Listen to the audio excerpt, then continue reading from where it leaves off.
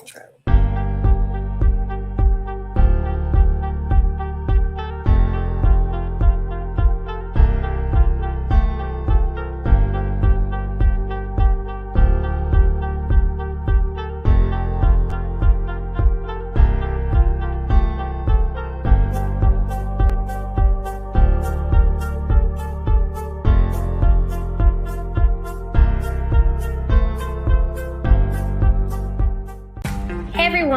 Madeline Dell here, the Chapter Goddess.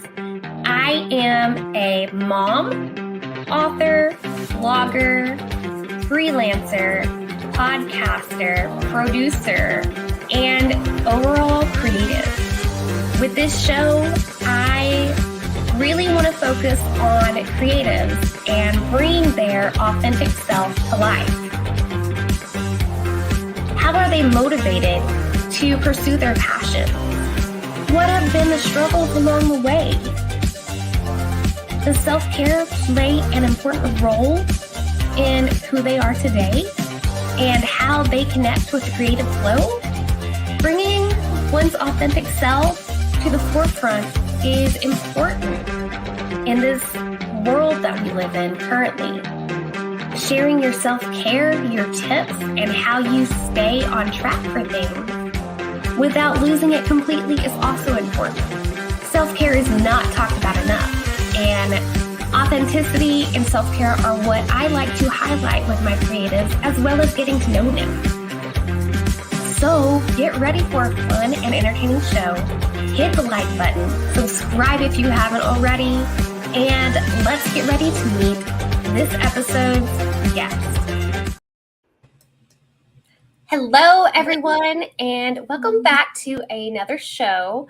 I am excited to have a fun guest here for you guys today, and we are going to be having a great conversation, not only about her book, but some new conventions for you guys to check out, especially if you are in the Texas area or the Oklahoma area. Like, it's something that's close, and we can go check it out, have fun. But enough about me. Let me bring in today's guest and I allow her to introduce herself.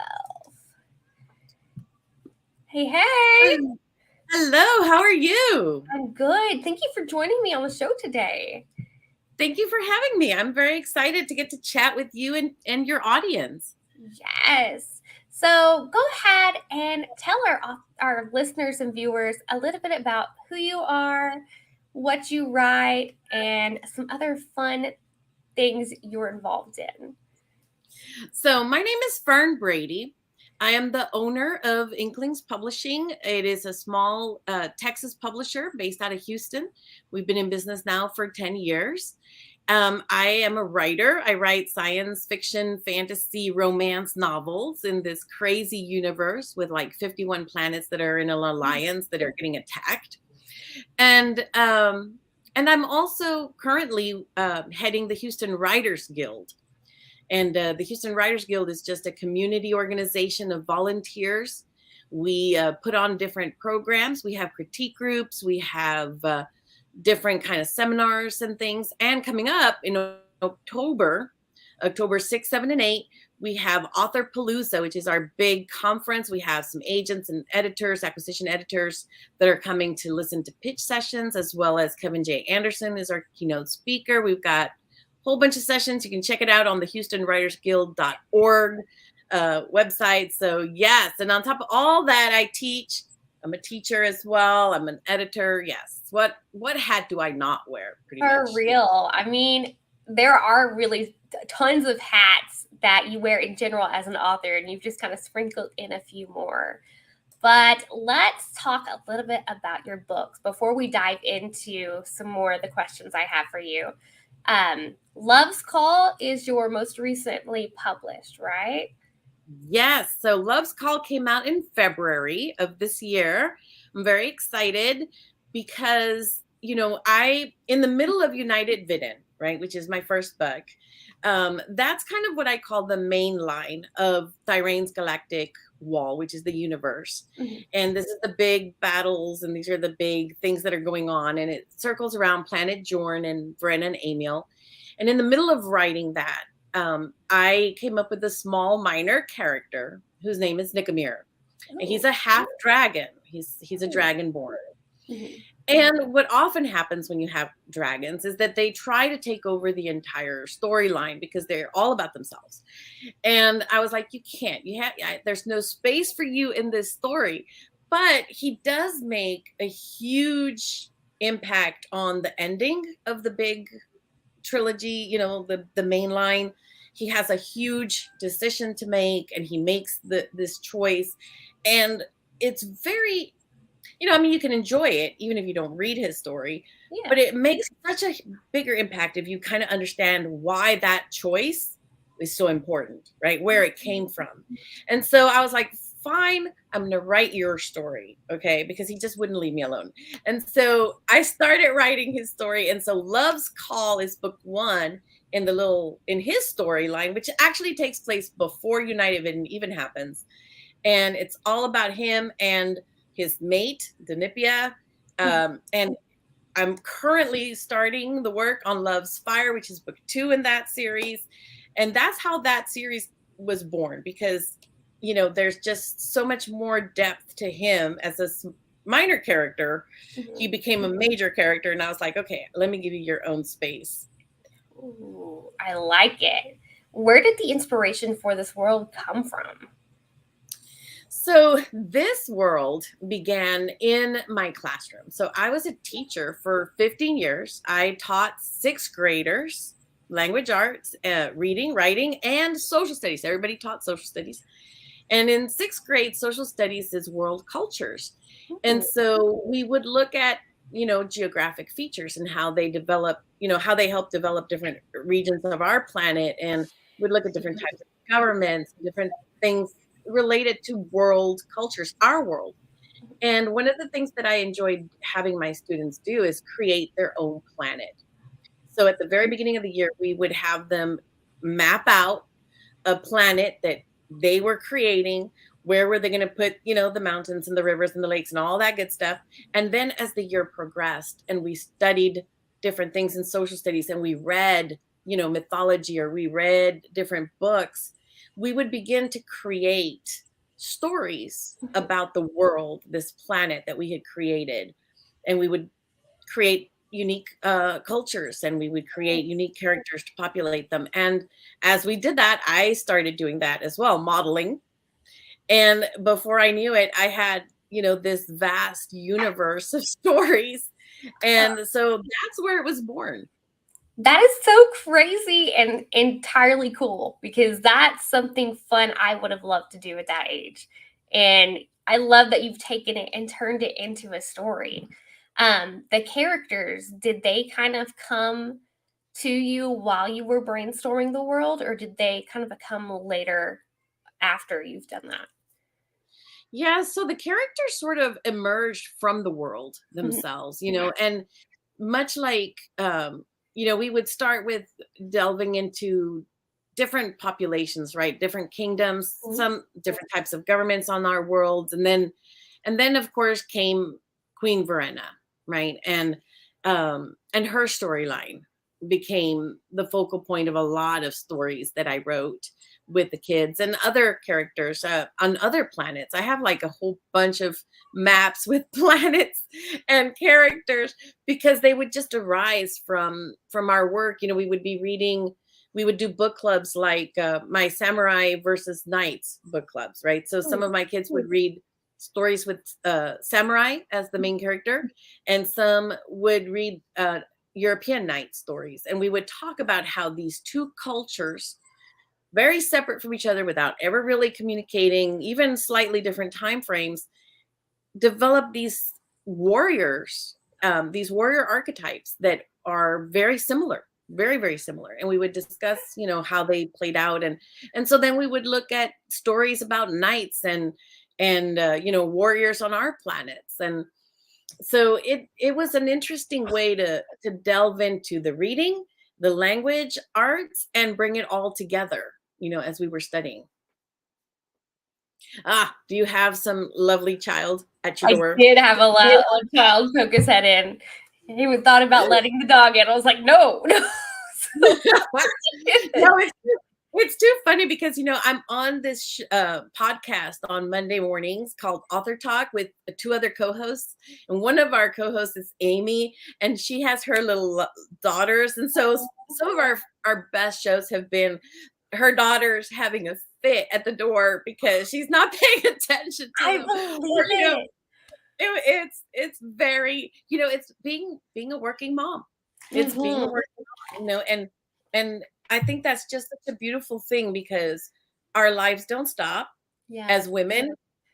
Our responsibilities for our little people don't stop. And so I just love when that happens, because it's like, yes, this is real life. We are women. We're juggling all these wonderful things.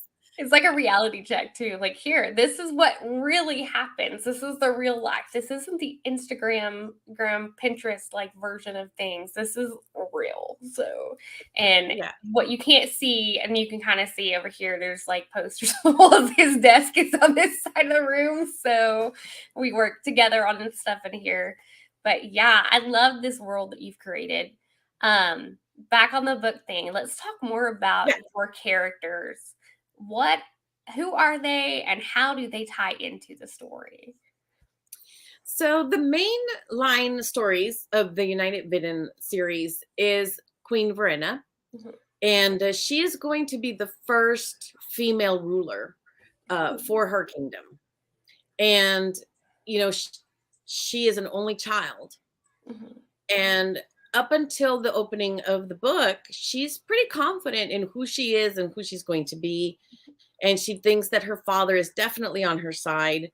And in this world, the king abdicates when the heir comes of age, so that the heir can rule with the king's wisdom, as a benefit. But her father chooses not to do that. And what she doesn't know is that there is a threat to the nation. There is a group of Gortiv who are the original denizens of the planet, and they are gathering together. They're coming against the continent of Vidin. They're wanting to reclaim their homelands. And so Verena doesn't realize that this is coming. And her father, unfortunately, doesn't get a chance to tell her.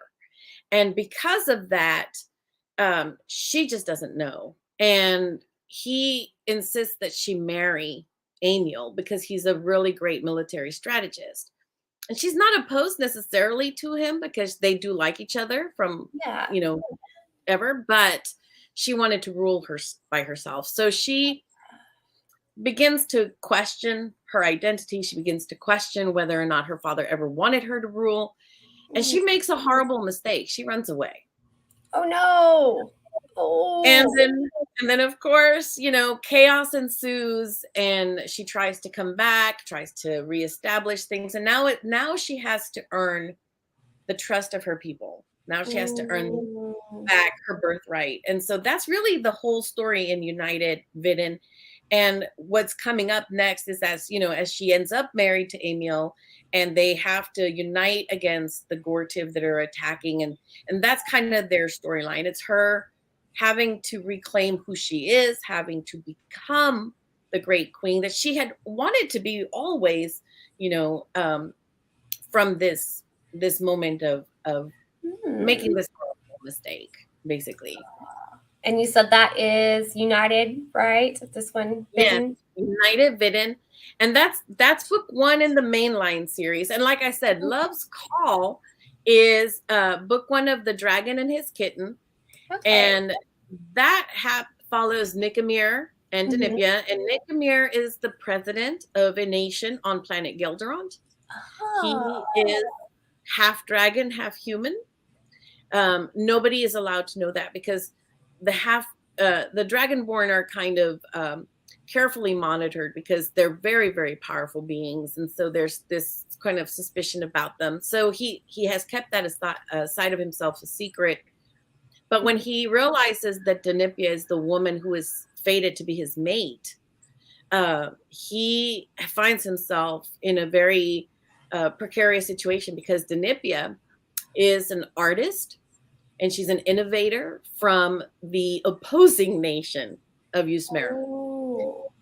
And so she has a beautiful company that she's created that produces these beautiful paints that have nanotech infused in them, so that when you paint, you can program the paint to have a movement to it. So the paint actually, yeah, like if you're doing an ocean, right? There's movement in the actual paint. And so she gets this award for that, which when she goes to the award ceremony, turns out that Nick Amir is one of the big patrons of it. And so she's like, oh my gosh, she's thrown with him. And she responds to him in a way that really shocks her, because she's like, he's the enemy, right? He is a tyrant. I shouldn't like him, but she does.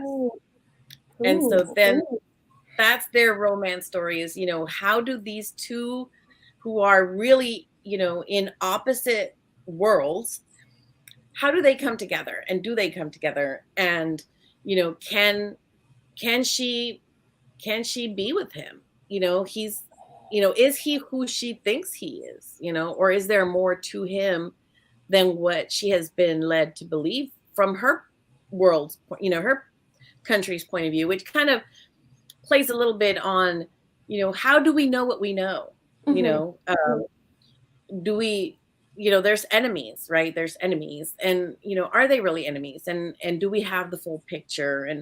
And kind of this idea of information, how much information have we been given? And is there information we just don't know that might alter the way we see something? Amir and Danipia, that's kind of their storyline.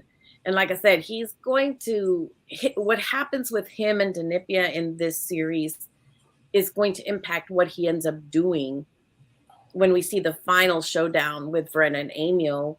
But in that storyline, he's a minor character, Yeah, that's crazy. But I do like that it branches into the main story. Wow. So in writing this series, how do you organize everything? So it's interesting because a lot of it is just in my head, to be honest. When I work with Max Regan of Holodeck Press. He is my writing coach and dev editor.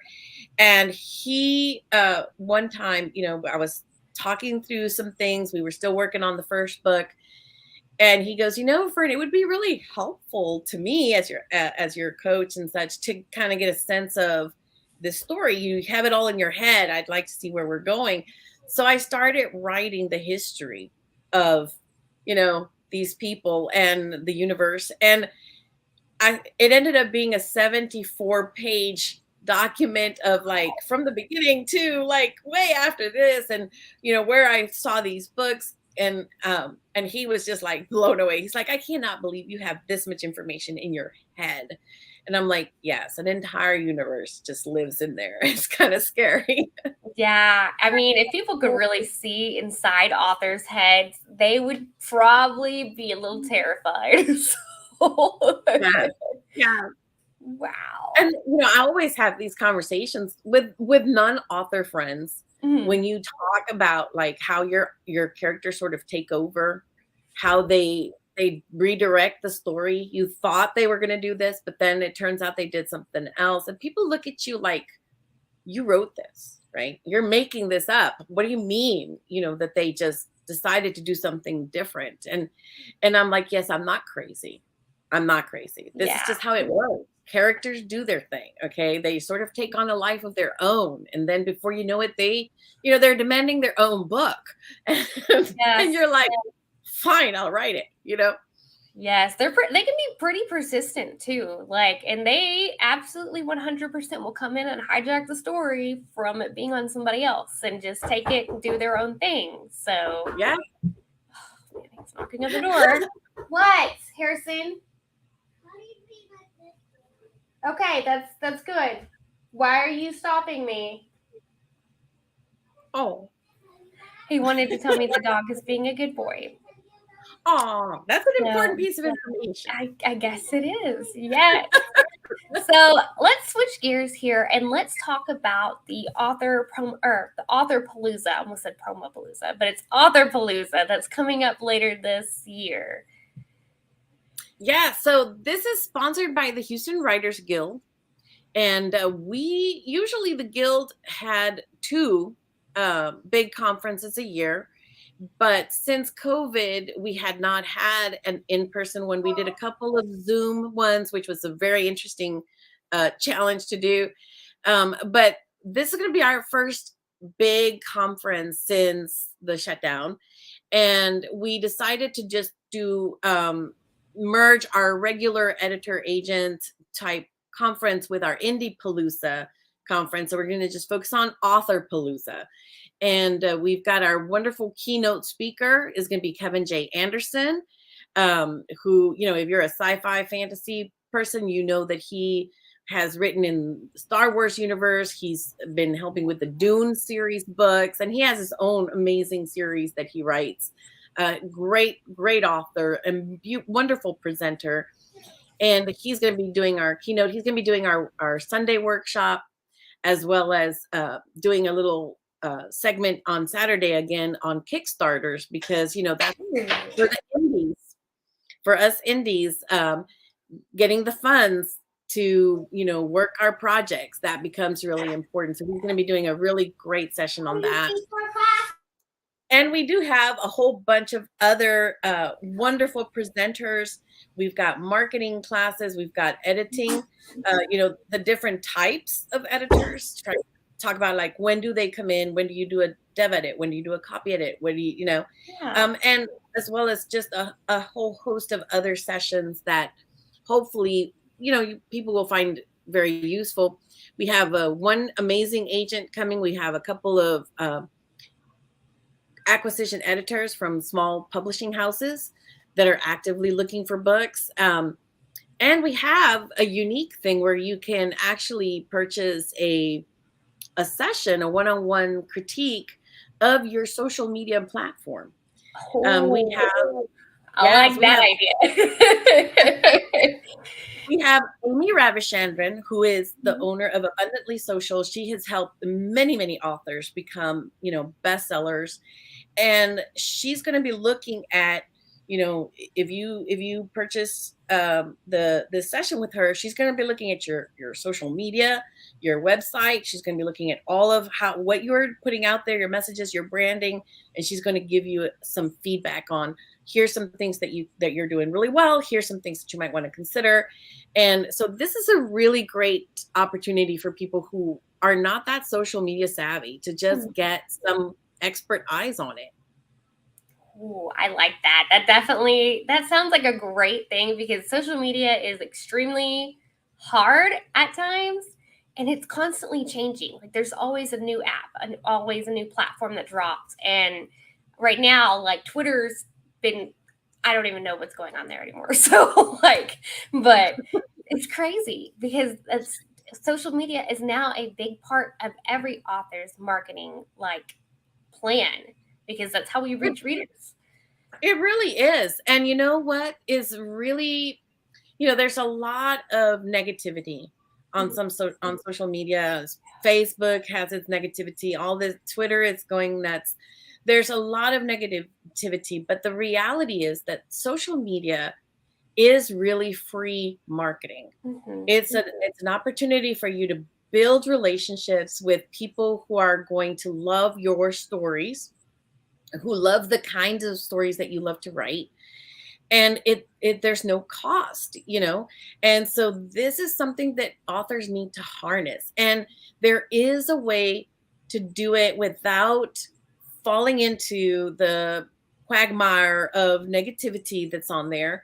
There's a way to curate things so that you are really creating a presence that is going to be positive and that's going to build your audience. And you don't have to do it all. That's one of the things that I feel like a lot of authors feel like, oh my gosh, there's so many platforms and I just don't have time. Yes, you don't. So pick the ones that work for you. Like, I personally am not on Twitter because I don't do it well. You know, I'm not a Twitter savvy person. Meg Halfdahl, who is one of our authors at Inklings Publishing, she is a Twitter queen. I mean, she tweets all the time. She's created a wonderful platform for herself, a great following there, because she took to it. She did it well. It's her jam. you know. Yeah. Another one of our authors is really doing amazing stuff with TikTok. Jalen Els. She does wonderful little TikTok videos, and she's developed a wonderful following. That wouldn't be me, I would not do that. So I feel like you just got to find, one or two that you can do well, that you understand, that you can really focus on, and then just do those. Yeah. That's true because like spreading yourself thin, it makes it harder to have that communication that you can build up with those followers. And I'm kind of like my Twitter's just been sitting there as of late. I'm probably just fixing to pull it down because it's like, yeah. Yeah. So Yeah. I tried. I made the effort to try, but like with all the stuff that happened with it, I was just like, yeah, I don't know if this is going to be here anymore. So Yeah, I really, and that's what I feel like. Okay, just find the ones like, a lot of people are thinking, oh, well, Facebook, will it go away? Facebook is still the main one. yeah, You and know, it's it's been where around most since 05, 06, something like that. Yeah, yeah, and I mean they've been claiming it's on the demise end of things for a while, and it hasn't demised. So, Facebook is one that I enjoy because you can do so much with it. You can really engage with people Oh yeah. because you can write more, and then and we're writers, right? We're verbose, and you can see people's responses, and you can really dialogue with your followers. It's just been a much it's one that I can engage in, and Instagram is one that I can engage in. And, I do a couple of YouTube stuff, not great there, but, we're working on it. But just find the ones that work for you. And, so I'm very glad that the Houston Writers Guild is going to be offering these sessions with Amy, because I feel like so many of us authors, we're introverts. We yeah. really don't want to be out in the public space anyway, right? Most of us. Yes, two people-y. Way too people. So having someone like Amy to guide you, to say, look, this is what we need to do, and this is what you need to focus on, is a really big plus. Cool, I like it. So that's definitely one of the good reasons to go down there and visit Houston, guys. Like, check out this con. So with these books, let's talk about this award that you've got. That one was for the United Vision, right? Yes, that one is the silver winner for science fiction romance, is from Global Book Awards. It is for United Vidin, which is my debut novel, which is pretty cool. Yeah. I'm really, really proud of the wins in that it has had. It had a 5-star from Reader's Favorite. Mhm. And the coolest part was, I was on Twitter still. Yeah. And I follow Doctor Who online because I'm a fan of the show, of the Doctor. And, they have on their official fan website a page where they actually review books. Oh. And yes, I did not know this. And so interestingly, I had posted my cover and they liked it. And so they reached out because they follow me back about, they were like, we're going to read your book, and we just want you to know if we like it, we'll be posting a review. And if there's some issues with it, we'll let you know what those were. Mhm. And I was like, oh, okay. I don't think I want to hear the issues, but okay, but they loved it. And so they posted the review on Doctor Who online, their official website. And I have their official review because they sent me a copy of it on the Amazon page, for the book. Because I was like, wow, that's pretty cool. Yes, that's one of those rare things that you're like, holy cow, how did I get this? Like, wow. Yeah, that is amazing. That's a testament to that cover. I'm just gonna say, covers are important. Yes, and it is actually pretty awesome. I love it. And also because it's got purple in it. Purple's my favorite color. So I'm immediately drawn to anything with purple. So it's like, oh, over here. Hey, I'm a big fan of purple myself. Yes. So yes, and I love because it says everything it needs to say. It's definitely, it says magical elements to it. It says space. It says, this beautiful royal woman in this beautiful golden red dress. And I love how Verstant, who is the cover designer for the series, I love how he did make them, very similar in style. Mhm. Because they are in the same universe. They're not the same series, but they're in the same universe. So I like how he kept for Love's Call the circle kind of, it's the Yeah, United Vision has the portal look, and pull it up again. Okay. Love Call has its circle. And I love the little dragon because the series is called The Yes. Dragon and His Kitten. And you can see her, she's being kind of pulled towards something. And I like that he kept the red dress. It says the same universe, but it's clearly two different series. So I really love how he did Yeah. that. It's like a subtle like thing that kind of ties them together. So that's one of those fancy things that you have a good cover artist that they can do that. So just Mhm. like pulling the idea from you and creating it on, I would say canvas, but it's digital. So It's it's totally their digital digital. canvas. There you go. So man, with this being a series, how many books do you have planned for it? Oh my goodness. Well, that is the $1,000,000 question. So originally it was just going to be 3 books, but what I discovered is that as I started writing the second book, so officially the second book was going to be Gortive Offensive, Mhm. because that's the people that are the rising threat that are in the background of the United Vision. And but as before we could actually get to them attacking, there Mhm. was just so much that needed to happen between the ending of United Vision and the onset of the actual war with the Gortiv, that I found that I had gotten to like 145,000 words, and I was nowhere near starting the war. And I Oh, was like, man. ooh, this is dreadful. And so I was like, okay, we need to cut this. We need to cut this baby because, the war is going to take, 100,000 words or so. So I found a good stopping point. And so book 2 is now War Rising, be- Ooh. because it's really all about preparation, right? It's about how Emil and Verena are coming together because they ended up married, but it's not a happy union. Mm. And, they are two rulers that are both convinced that they should have the right to just basically rule by themselves. And so, there's a lot of, how do these two rulers prepare a kingdom that is now united in theory, right? Or in name, they're united. How do you actually unite them? How do you prepare as a couple, as a power couple, as king and queen with power, each Yeah. of them to, and so that's really the big struggle here is as War Rising, uh it's on the horizon, it's coming closer and closer, we know it's going to happen.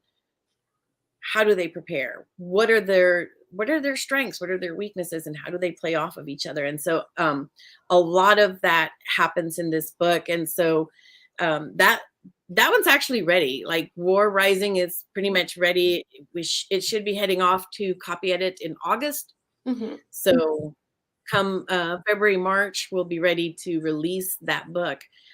And so yeah, so the actual Gortiv Offensive, the actual battles, those are going to be the next book. So now I technically have 4 books, but I'm thinking if I had to cut this baby in Mhm. half, it's possible that the final book is going to end up getting cut in half because Yeah. that's like the alliance is in peril at that point. Ah, War across multiple planets. yes. So yeah, so Ooh. I'm thinking 5 is probably where I'm going to land. Yes, that is awesome though. And like it's so cool how series can just grow and they don't like to stop sometimes. And I say that too as a series addict. I'm one of those, I will sit down and binge read a whole series, make myself sick, not sleeping to finish it. And like I love it though, because you've got a good Yeah, series when they just don't want to stop. Like you're like, okay, we have to stop at some point. Like we got to do life has something. to So happen. yes, so true. Oh my gosh, yes. Yeah. Well, So Fern, and Oh, go ahead. No, go ahead. Oh, I was gonna say, just with Love's Call, I think that's just gonna be a 3-book one because it's much tighter. It's much tighter. It's just Nick Amir's backstory, basically, but showcasing him so that we know what happens and why it happens Yeah. in his when he shows up. Yeah, and his story got to continue since he's showing up in that series too, right? Oh yes. Love it. Yes.